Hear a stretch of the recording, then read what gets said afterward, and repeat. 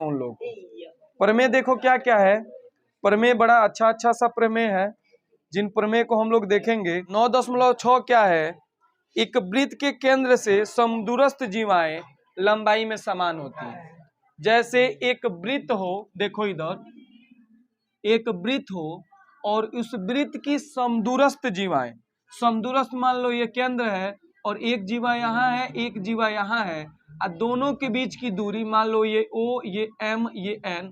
यदि OM जो है ON के बराबर है ना, तो ये जो वृत्त होते हैं वह उसके वृत्त के जो जीवाएं होती हैं वह बराबर होती है। ये प्रमेय ये बोलता है।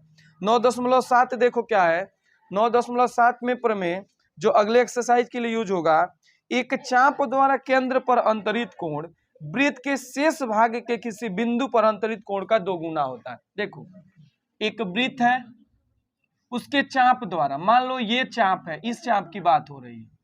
किसकी बात हो रही है? इसकी बात हो रही है। ये क्या करता है, केंद्र पे कौन सा, ये बताता है ये कोण। तो यदि यह चाप इस केंद्र पर कोण बनाता है तो इस वृत्त के दूसरे भाग में, मान लो ये चाप बना रहा है ना, यदि मान लो यदि यह 60 अंश का कोण बनाता है तो इसका माप 30 अंश होता है। समझ रहे हो बात को? यानी कि एक चाप द्वारा वृत्त पर जितना कोण अंतरित होता है, उस वृत्त के दूसरे खंड में उसका आधा कोण अंतरित होता है। यही है एक चाप द्वारा केंद्र पर अंतरित कोण वृत्त के शेष भाग के, मान लो ये तो खत्म, इसका शेष भाग है ना बचा, तो शेष भाग के किसी बिंदु पर अंतरित कोण का 2 गुना होता है। इस बिंदु पर जो अंतरित कोण है इसका 2 गुना इसका केंद्र वाला, तो यही मतलब है। इसी प्रमेय पे पहला क्वेश्चन हम लोग का बनेगा, ठीक है। उसके बाद है प्रमेय 9.8 क्या है, एक ही वृत्तखंड के कोण बराबर होते हैं। मतलब क्या है, मान लो एक वृत्तखंड के कोण, मतलब वृत्तखंड होता क्या है पहले ये समझो। मान लो ये वृत्तखंड है ना, जीवा वृत्त को 2 भागों में विभाजित करती है। छोटे वाले भाग को लघु वृत्तखंड, बड़े वाले भाग को दीर्घ वृत्तखंड कहते हैं। तो जो वृत्तखंड के कोण होते हैं ना, मान लो ये कोण, चाहे ये कोण, चाहे ये कोण, इसमें जितना कोण बना दो बस इसके वृत्तखंड में होना चाहिए और इसके परिधि पे जाना चाहिए, पूरा कोण क्या होते हैं, आपस में बराबर होते हैं। ये प्रमेय है, इसको विशेषता समझना जरूरत पड़ती है हमको, ठीक है।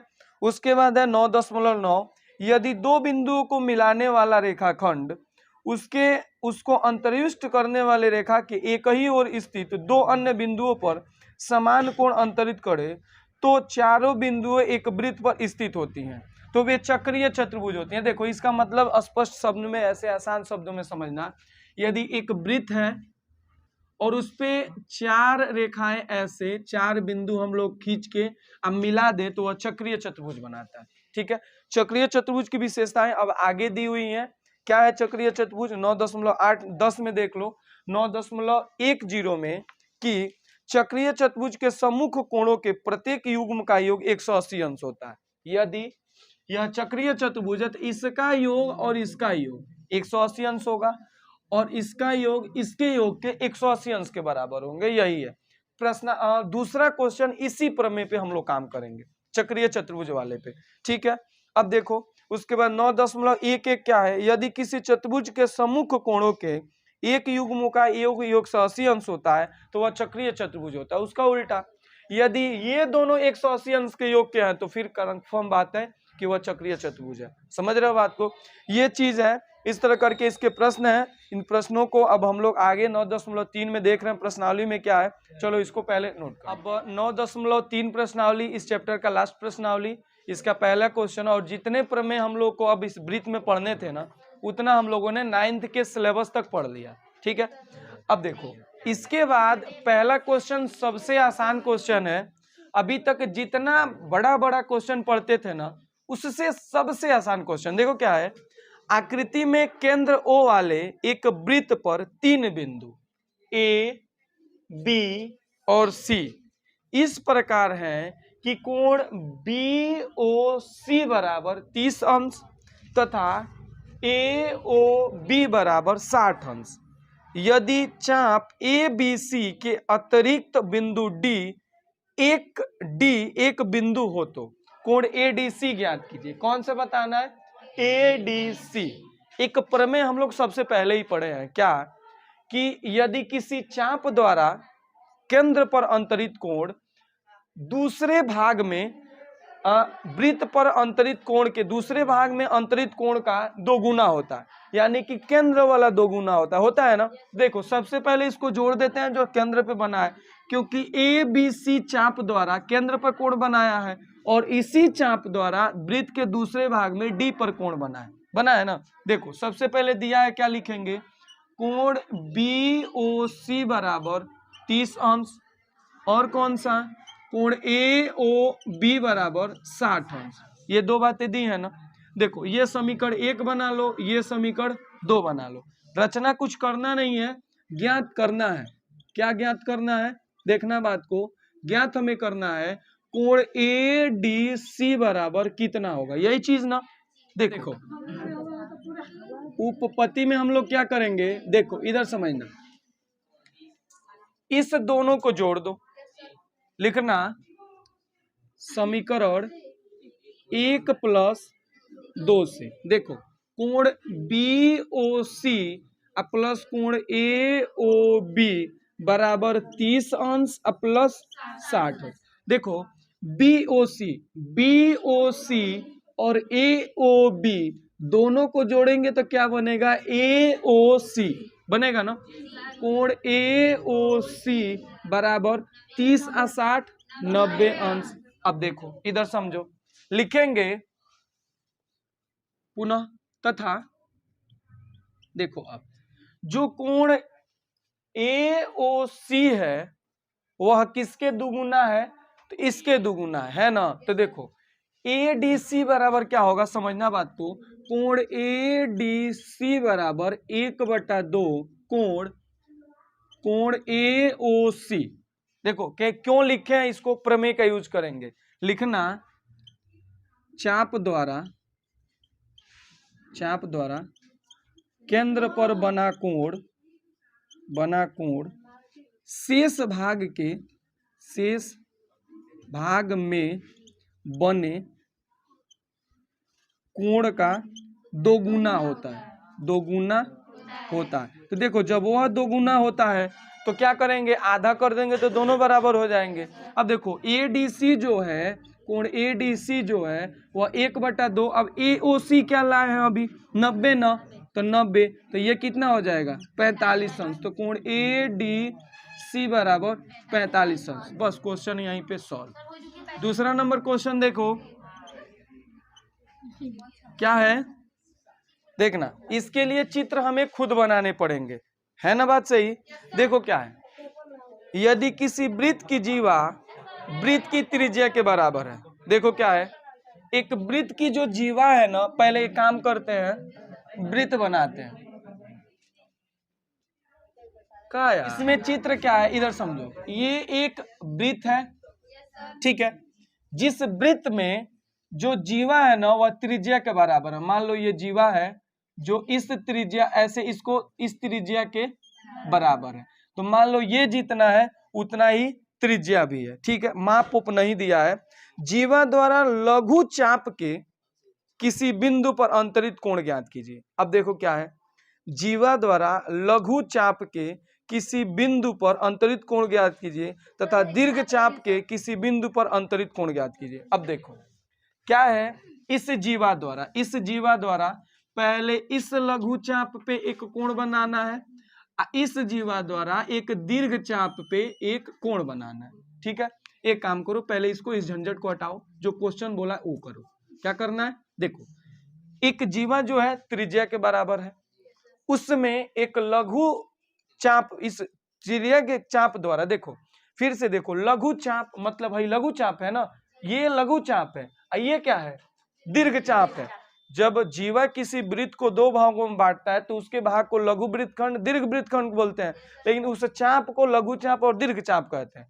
बोला है कि इसके लघु चाप में जो कोण बना है उसको ज्ञात कीजिए और दीर्घ चाप में जो कोण बना है उसको ज्ञात कीजिए। देखो सबसे पहले करेंगे क्या हम लोग, बस इतना करना था, जो करना था वो कर लिया। अब इधर ध्यान दो, नाम लिखेंगे। मान लो ए बी जीवा है जो क्या करती है कि इस सी ये है और ये डी है, ठीक है। हमें कोण को क्या ज्ञात करना है, ए सी बी। ADC, ये दो कोण ज्ञात करने, कोई दिक्कत? ADB दो कोण ज्ञात करने हैं। अब देखो सबसे पहले जो दिया है उसको लिखो, दिया है क्या कि AB त्रिज्या के बराबर है। भाई त्रिज्या तो हमें पता ही नहीं ना कि क्या है, ठीक, त्रिज्या के बराबर है इतना पता है, इतना ही ना चीज दिया, और कुछ तो दिया ही नहीं है। उसके एक बाद अब रचना करेंगे, क्या करेंगे? रचना। देखो मान लो वृत्त का केंद्र यदि O है, क्या है? O है, तो O से A को मिलाएंगे, O से B को मिलाएंगे, क्या लिखेंगे? OA तथा OB को मिलाया, ठीक है ना। अब देखो जब OA को OB से मिलाएंगे, OA को OA से OB को मिला दिए, तो देखो इसके बाद क्या हो जाएगा, देखोगे त्रिभुज OAB एक समबाहु त्रिभुज बन गया ना, क्योंकि तीनों भुजाएं बराबर हो गई। देखना अर्थात अब देखो ये दोनों तो त्रिज्याएं हैं, ये भी त्रिज्या के बराबर है, तो जो AB होगा वो बराबर होगा OA के, बराबर होगा OB के। जब तीनों बराबर तो लिखेंगे अतः त्रिभुज OAB समबाहु त्रिभुज है। और जब समबाहु त्रिभुज होगा तो क्या है कि तीनों कोण 60 न, तो कोण A बराबर कोण O प्लस कोण A बराबर कोण B बराबर 60 अंश, ठीक है। चलो इतना तो रचना के साथ किए हम लोग। अब क्या ज्ञात करना है? ज्ञात करना है क्या? तो देखो एक कोण ACB क्या होगा और एक कोण ADB क्या होगा, ये ज्ञात करना है, ठीक है। देखो ध्यान से देना, हम लोग यहाँ उपपत्ति पे चल रहे हैं।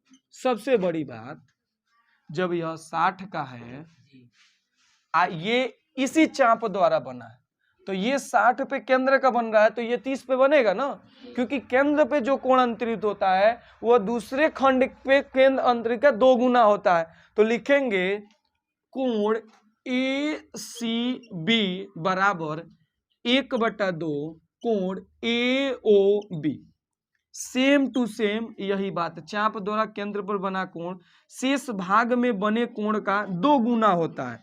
यही कोण ACB बराबर 1/2 गुणे AOB का मान अभी लिखे हैं 60 अंश, काट दिया 30 अंश हो गया, क्या हो गया? कोण ACB बराबर 30 अंश। कोई दिक्कत नहीं, ला दिए ना। अब एक सुनो, जब ये 30 का है, अब देखोगे ADBC चतुर्भुज है कि नहीं है? है, वृत्त के परिधि पर है। जब चतुर्भुज भी है, अरे मुहना बनाओ, देखो इधर, यहां से 1 2 3 4, देखो भाग्य है ना 4, और ये वृत्त के परिधि पर है। जब परिधि पर है तो चक्रीय चतुर्भुज बनाएगा। जब चक्रीय चतुर्भुज बनाएगा तो सम्मुख कोणों का योग कितना हो जाएगा? 180 अंश। ये अपना है 30 अंश, तो 30 ये 180 दोनों जोड़ेंगे 180 अंश, तो 180 में से 30 घटा दो, 50 अंश आने गया 150। बस वही तो काम करना है। देखो लिखेंगे चतुर्भुज ADBC एक चक्रीय चतुर्भुज है, चक्रीय चतुर्भुज है। तो क्या होगा? कोण C प्लस कोण D बराबर 180 अंश। लिख लेना, चक्रीय चतुर्भुज के सम्मुख कोणों का योग 180 अंश होता है। चक्रीय चतुर्भुज के सम्मुख कोणों का योग 180 अंश होता है। तो कोण C तो हमें पता ही है भाई, ACB बोलो या C बोलो, कितना अंश का? 30 अंश। प्लस कोण D बराबर 180 अंश, 30 को इधर भेज दो। कोण D बराबर, अब देखो D को हम लोगों ने क्या लिखा है? ADB ना, ADB ही लिख लेते हैं।